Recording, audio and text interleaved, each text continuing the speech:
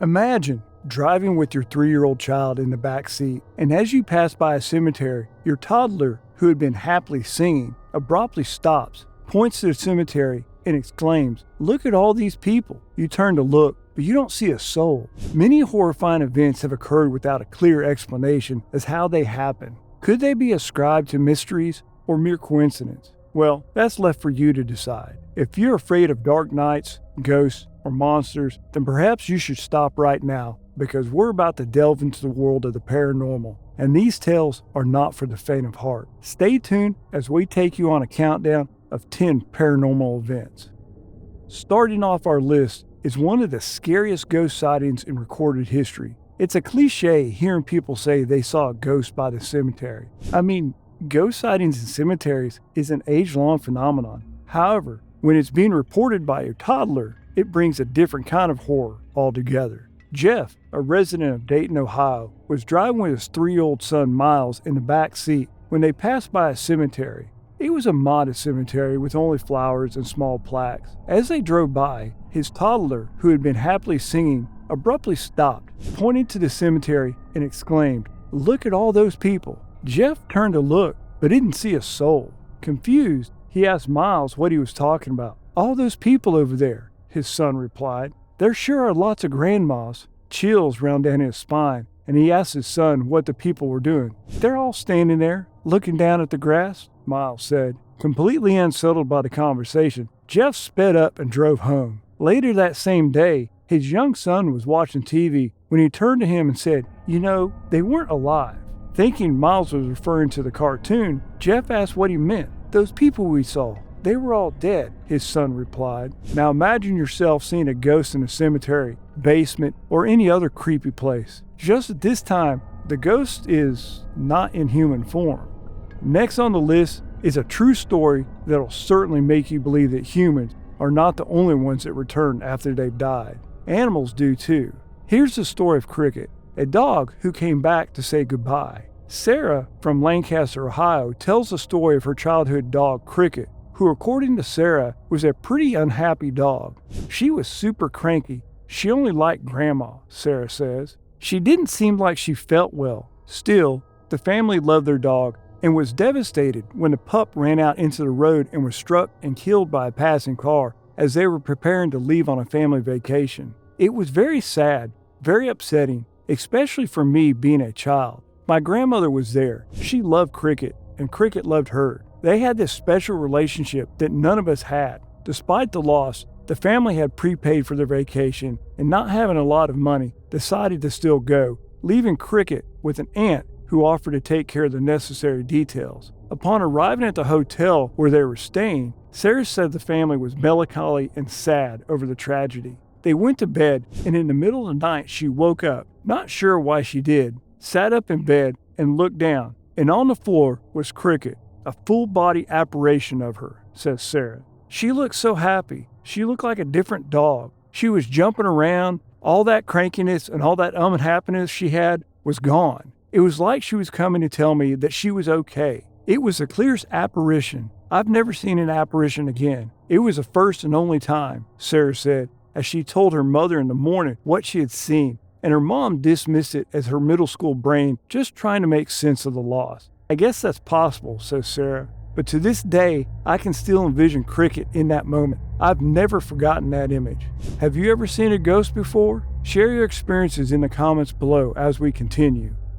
On spot 8, we have students who felt they were safe with their teacher. Unfortunately, the reverse was the case. Friends noticed that Danielle Harkins, a 35-year-old school teacher near St. Petersburg, Florida, started acting strangely in June of 2012, developing an interest in demonic rituals. Soon after, she was arrested for the abuse of 7 of her former students. Danielle Harkins told the kids they needed to rid their bodies of demons as the group gathered before dusk Saturday around a small fire near the St. Petersburg Pier. There, she told the students to cut their skin to let the evil spirits out. Then, they needed to burn the wounds to ensure that those spirits would not return. When Harkins held a lighter to one teen's hand, wind blew the flame out. This prompted her to douse his hand in perfume before setting it on fire. Another teen was cut on the neck with a broken bottle, and Harkins used a flame to heat a small key, which she then used to cauterize the wound. These children suffered from severe injuries by one person outside their homes who they felt so safe with. Speaking of homes, what will you do if your home becomes your worst nightmare? Where else can one be safe if not in their own homes? But what happens when there is a deadly stalker who sees your every move, including every activity you do in your house? If you ask me, it doesn't get any creepier than this. In 2007, the Kuykendalls and a few other families reported a series of cell phone calls to their homes with terrifyingly specific death threats. The identified callers knew exactly what the families were doing and what they were wearing. The families say the calls come in at odd hours of the night, threatening to kill their children, their pets, and grandparents. Voicemails arrive, playing recordings of their private conversations, including one with a local policeman. The caller knows what they're wearing and what they're doing. So many attempts were made to stop the callers, but all proved to be futile. This went on with the Kuykendall family for months, who reported a caller with a scratchy voice threatening to slit their throats. The most scary part was that when they tried to find the culprit, the calls were traced back to the Kuykendalls' own phones, even when they were turned off. It got worse. The Kuykendalls and two other families believed the callers were using their cell phones to spy on them. Can it get any creepier? Yes, it can. And as a matter of fact, the scare on our next event will certainly make you decide if you want to still continue watching or not. But before we move on, please hit that subscribe button and ring that notification bell just in case you decide not to continue watching. On spot number 6 is about an unexpected passenger. In the 1990s, Julie, a resident of Portland, Oregon, was driving out of the city to meet friends when she found herself in traffic. The 18-year-old soon discovered that the cause of the slowdown was due to a dreadful car crash, and with her horror, as she passed the scene, she realized that somebody had died. A moment later, there's a woman sitting in her passenger seat. Though it sounds crazy, Julie said that a woman dressed in work clothes was seated next to her, and despite being in complete shock, the woman in passenger seat was even more freaked out. She looked like somebody who had just ended up in somebody else's car, Julie says of the incident. Panicked, the woman demanded to know how she got there and who Julie was. It was then that Julie noticed the woman had an unearthly quality about her and realized that whoever she had passed on the side of the road was somehow in the car with her. "Ma'am, you need to calm down. My name is Julie and I'm here to help," she says she told a stranger. Julie later went on to explain to the woman that she had been in a car accident and somehow ended up in her passenger seat. The woman was stricken.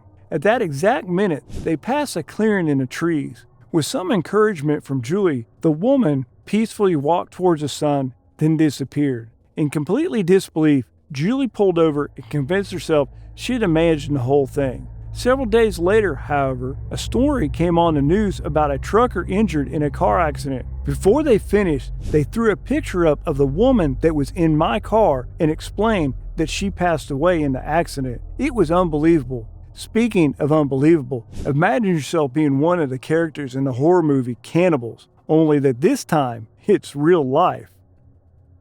Coming in at number 5 is one who derives joy in eating human flesh. In 1974, 24-year-old Waco University student ICI Sagawa followed a German woman to her home in Tokyo, Japan, broke into her apartment while she was sleeping, and attempted to cut a piece of flesh off of her body. Fortunately, she woke up and fought him, and he was later captured by the police. He was mistakenly charged with attempted rape, and his wealthy father paid the victim a settlement outside of court to have the charges dropped. 7 years later, in 1981, he committed a murder in France, shooting and eating a fellow university student, Rene Hartveld. ICI creepily documented the entire experience with photographs, and he was captured by authorities once again while attempting to dump the rest of her body in Bois de Boulogne Lake. He was deported back to Japan and committed to a mental institute. It is true, bad habits don't die young. Nevertheless, it's not only habits that don't die young, beliefs and facts don't die at all. And our next event will certainly make you question if demons actually exist. On our number 4 spot is a story about a young man possessed by a deadly demon. In August 2016 in North London, 26-year-old Kennedy Ife began acting strange and aggressive following a pain in his throat. He reportedly bit his father, threatened to cut off his own penis, and complained of a python or a snake inside of him before his family restrained him to a bed with cable ties and excessive force. The family then set about attempting to cure Kennedy through restraint and prayer over the next 3 days. Kennedy was bound to his bed for 3 days without medical attention when his brother called emergency services, explaining that Kennedy was complaining of dehydration. He appeared to have developed breathing issues and was pronounced dead at 10:17 a.m. All 7 of Kennedy's family members were accused of manslaughter, false imprisonment, and causing or allowing the death of a vulnerable adult. But a post-mortem examination revealed that over 60 wounds, including a possible bite on Kennedy's body, and his father, Kenneth Ive, along with 4 of his brothers, sustained injuries as well. Could it really be the demons doing? Well, we wouldn't know, would we? Be careful of what lurks on your lawn in the middle of the night. Coming in at number 3 is a story of one of the scariest monsters in recorded history. In 1973, a man in Enfield, Illinois said he saw a weird little creature lurking in his yard.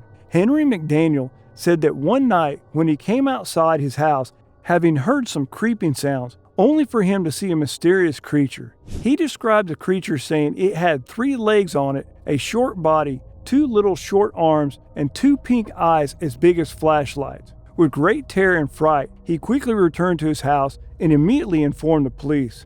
Later, the police found scratches on the screen door and footprints that looked like a dog's, but with 6 toes. But the creature was nowhere to be found. Henry believes if they do find it, they will find more than one, and they won't be from this planet. Our number 2 spot is a story of a young lady who died so young and in a mysterious way. Eliza Lamb was last seen on January 31st, 2013, in the lobby of the Cecil Hotel in downtown Los Angeles. She was vacationing through the West Coast, documenting a trip on her blog and checking in with her parents every day. On January 31st, those calls stopped. Lamb had vanished. Soon the police were involved and her parents arrived to help with the search. That February, a video was released, the elevator surveillance footage of Lamb before her disappearance. The footage shows Lamb behaving strangely in the elevator, appearing to talk with invisible people, peering around the corner of the door, crouching in the corner, and opening and closing the door. But what exactly is going on in this video raises more questions than answers. Theories range from psychotic episodes to demonic possession. Around that time, hotel guests started seeing weird things happen with the Cecil Hotel water supply, like the water tasted very bad, and when you turn on the tap, black water will first rush out. After a week, things became the way that they were. On the morning of February 19th, a hotel employee climbed onto the roof and used a ladder to investigate the hotel's water storage tanks. They found the decomposing naked body of Lamb, whose personal items were found nearby. After an autopsy, her death was labeled accidental. Was that really what happened? The tank has a metal latch that can be opened, but the access to the roof is secured with an alarm and a lock. The single-room occupancy hotel has an unusual history. Night stalker Richard Ramirez, who was found guilty of 14 slayings in the 1980s, lived on the 14th floor for several months in 1985. An international serial killer, Jack Unterweger, is suspected of murdering 3 prostitutes during the time he lived there in 1991. He killed himself in jail in 1994. In 1962, a female occupant jumped out of one of the hotel's windows, killing herself and a pedestrian on whom she landed. Could this past be related to Eliza's death? Thank you for not going anywhere as we reveal our number 1 spot. The countdown ends with a teenager who returned home to a horrifying sight. In September of 2014, a Utah teen returned to his home to find his parents and 3 siblings dead. In a notebook, a to-do list had been scribbled on the pages. The list looked as if his parents were ready to go on vacation. Items such as feed the pets and find somebody to watch the house were written.